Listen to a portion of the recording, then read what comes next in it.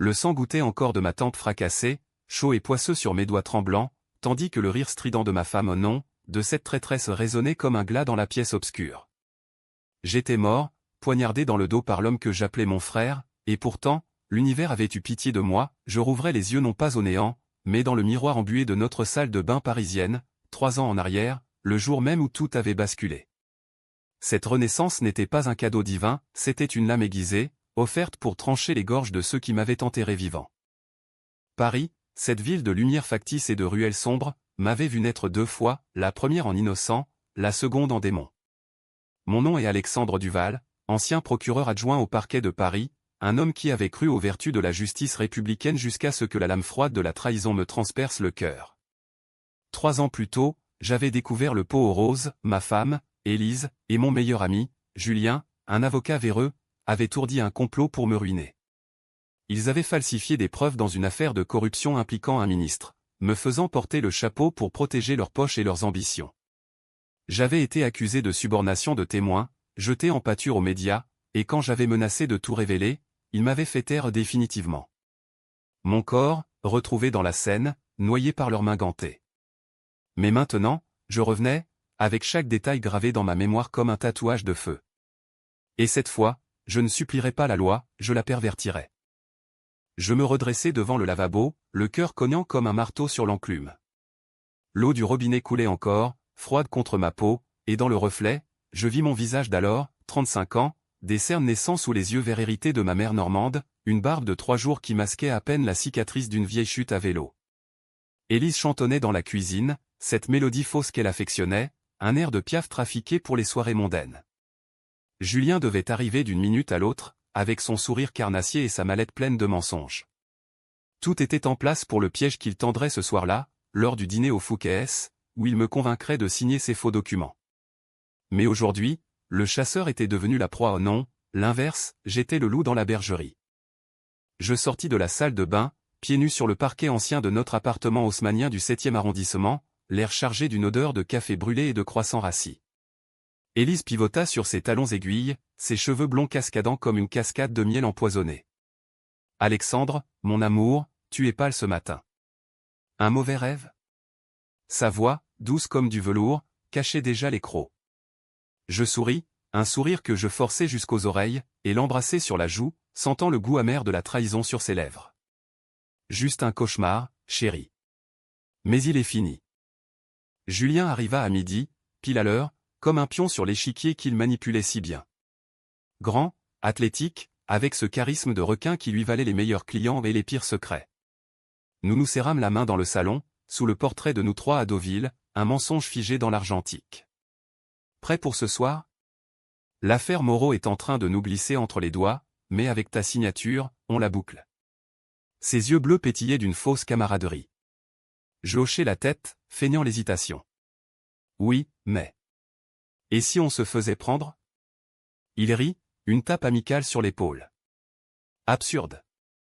Tu es le procureur intègre, moi l'avocat brillant, et Élise notre muse. Personne ne soupçonnera. Ce soir-là, au Fouquet's, sous les lustres étincelants de l'avenue des Champs-Élysées, l'air vibrait de rire fin et de cliquetis de couverts en argent. Paris s'étalait dehors, indifférente, ses lumières dansant comme des étoiles moqueuses.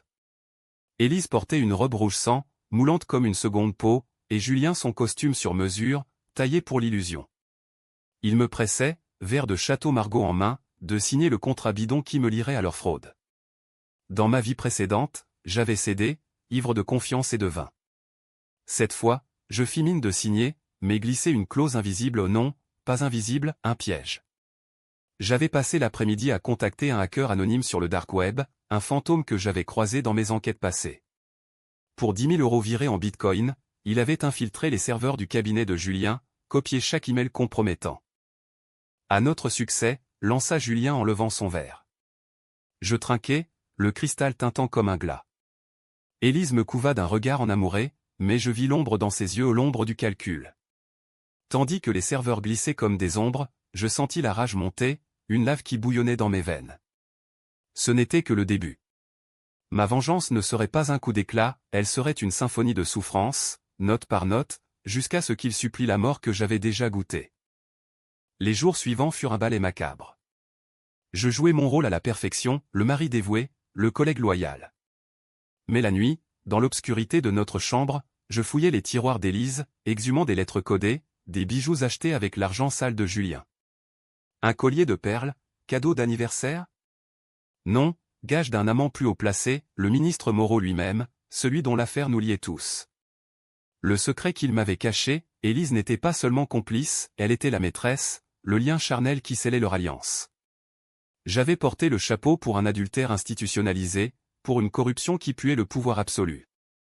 Un matin pluvieux, alors que la Seine gonflait sous un ciel de plomb, je confrontai Élise. Pas avec des cris au non, la subtilité est l'arme des Français civilisés. J'ai trouvé ça dans ton sac, ma chère. Je posai la lettre sur la table du petit déjeuner, un mot doux de Moreau, parfumé à l'eau de Cologne. Ses yeux s'écarquillèrent, un instant de panique pure. Alexandre, ce n'est rien. Une erreur. Je ris, doucement, comme un amant blessé. Une erreur? Comme celle qui m'a coûté ma carrière. Elle blêmit. Je n'en dis pas plus, le poison devait mijoter. Au lieu de cela, je l'emmenai à l'opéra, une soirée de Tosca, où l'héroïne poignarde son amant par jalousie. Pendant l'entracte, sous les dorures du palais Garnier, je murmurai, imagine si quelqu'un te trahissait ainsi. Tu le tuerais, n'est-ce pas? Elle rit nerveusement, mais je vis la sueur perler sur son front. Julien, de son côté, sentait le vent tourner. Lors d'une réunion au palais de justice, entouré de juges en toge et d'huissiers affairés, il me glissa, « Alexandre, tu sembles distant. » Des doutes? Je souris, feuilletant un dossier fictif. Des doutes? Sur toi? Jamais. Mais sur Moreau. Ses connexions avec la police politique, par exemple. C'était un bluff calculé, j'avais déjà envoyé des copies anonymes à Le Monde, des extraits d'emails où Julien promettait à Élise une vie de luxe une fois moi éliminé. Les premières fuites parurent le lendemain, un article discret, mais piquant, sur « des soupçons de collusion au sommet ». La tension montait, palpable comme l'humidité d'un automne parisien. Élise commença à boire plus, ses nuits agitées par des cauchemars qu'elle me confiait en pleurs ironie du sort. Julien multipliait les appels, paranoïaque, vérifiant ses arrières. Moi? Je dormais comme un enfant, bercé par les visions de leur chute. Mais la vengeance exige des sacrifices. Une nuit, seul dans mon bureau du quai des Orfèvres, je falsifiai un rapport, le premier de mes crimes. Pas pour eux, mais pour moi, pour faire avancer l'enquête contre Moreau, je plantai une preuve accablante contre un innocent, un jeune flic ambitieux qui avait osé me défier autrefois. C'était controversé, immoral? Oui. Mais la loi, cette putain hypocrite, ne m'avait pas protégé, pourquoi la protégerais-je? Le climax approchait lors d'une réception à l'Élysée, où les puissants de France se pavanaient comme des paons en rut. Moreau y était, bedonnant et suffisant, sa femme à son bras comme un trophée. Élise et Julien y venaient en invités, moi en ombre discrète. J'avais tout orchestré, le hacker avait leaké les preuves complètes, et Libération préparait un dossier explosif. Mais le twist? Je n'attendrai pas les journaux. Au milieu des toasts au champagne, je m'approchai de Moreau, un verre en main. Monsieur le ministre, un mot? Il se tourna, surpris. Duval? Qu'est-ce que? Je lui glissai un dossier USB, l'air complice. Tout est là. Élise et Julien vous attendent au jardin. Ils se retrouvèrent tous les trois sous les marronniers centenaires, loin des oreilles indiscrètes. J'avais averti la presse, un scoop en direct. Mais le vrai coup? J'avais drogué le champagne de Julien, un sédatif subtil qui le rendrait loquace. Et il parla haut, comme il parla. Confessant tout à Moreau, paniqué, croyant l'homme son sauveur. Élise, horrifiée, tenta de l'arrêter, mais trop tard, les flashs crépitèrent depuis les buissons, un journaliste que j'avais payé grassement. Le scandale éclata comme une bombe, adultère, corruption, meurtre planifié. Moreau hurla, Julien s'effondra en balbutiant, Élise pleura, son maquillage coulant comme du sang. Pourtant, le twist final me frappa comme un coup de poignard ironique, non?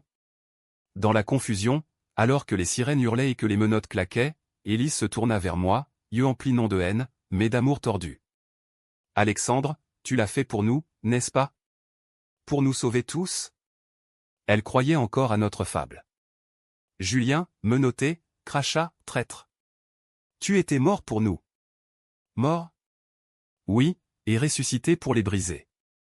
Le juge, des mois plus tard, dans une salle du tribunal de Paris au lambris sombre, déclara, classé faute de preuves, pour l'affaire contre moi au l'ancienne, celle de ma mort. Mais j'avais brandi le reçu tamponné, un faux parfait que mon hacker avait fabriqué, et demandé la décision immédiate. Élise et Julien pourrirent en prison, Moreau se suicida dans sa cellule. Moi? J'étais libre, mais hanté.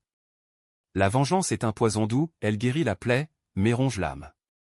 Paris m'entoura de ses bras froids, et je marchais vers un avenir incertain, sachant que la Renaissance n'efface pas les cicatrices ou elle les grave plus profond.